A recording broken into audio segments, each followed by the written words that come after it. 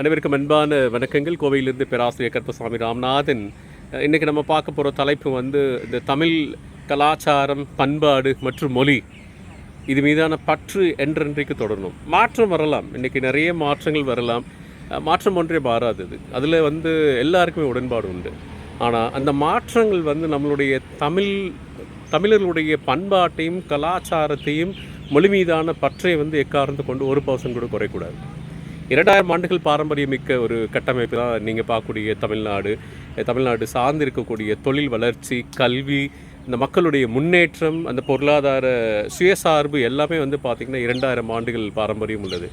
அது உழவு தொழிலாக இருக்கட்டும், இல்லை நீரியல் மேலாண்மை கட்டப்பட்ட டேம்ஸாக இருக்கட்டும், இல்லை பார்த்திங்கன்னா அந்த வாய்க்கால்களாக இருக்கட்டும், இல்லை நதியினுடைய மேலாண்மை, இதெல்லாம் பார்த்திங்கன்னா ரொம்ப சிறப்பாகவே நம்ம பண்ணியிருக்கோம்.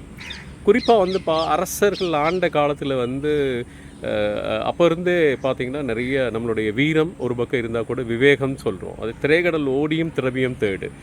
அந்த காலத்துலேருந்தே பிஸ்னஸ் பண்ணுறவங்க எல்லாமே வெளிநாடு போய் செஞ்சு எவ்வளோ சிரமங்களை கடந்து பொருள் ஈட்டி கொண்டு என்ன செஞ்சாங்க, நம்மளுடைய தமிழ்நாட்டினுடைய உள்கட்டமைப்பை வளர்ச்சி அடிச்சு. அதான் பின்னால் என்னாச்சு, தொழில்கள் ஆச்சு, பல தொழில்கள் ஆச்சு. இன்றைக்கி நம்ம சொல்லக்கூடிய ஸ்டார்ட் அப் வரைக்கும் இருக்கக்கூடிய காரணம் பார்த்திங்கன்னா அப்போ இருந்து ஏற்படுத்தப்பட்ட பாரம்பரியமிக்க ஒரு பண்பாடு கலந்த ஒரு கட்டுமானங்கள் தான். கல்வி இன்றைக்கி நம்ம வெளிநாட்டில் போய் நிறைய குழந்தைகள் படிக்கிறாங்க, நிறைய ஏர்ன் பண்ணுறாங்க அப்படின்னா அதுக்கு நம்மளுடைய கல்வியினுடைய ஒரு இது. அதே மாதிரி கோயில் எடுத்துக்கோங்க, கோயிலுடைய எண்ணிக்கை ரொம்ப ஜாஸ்தி.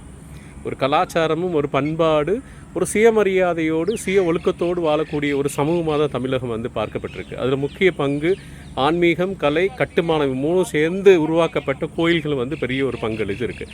அது தஞ்சை பிரகதீஸ்வரர் கோயிலாக இருக்கட்டும், இல்லை மதுரையில் இருக்கக்கூடிய மீனாட்சி அம்மன் கோயில் மாதிரி இருக்கக்கூடிய ஆயிரக்கணக்கான கோயில்களாக இருக்கட்டும், எல்லாத்துக்குமே ஒரு முழு பங்களிப்பு சொசைட்டியோடைய மேம்பாட்டில் ஒரு முக்கிய பங்கு உண்டு.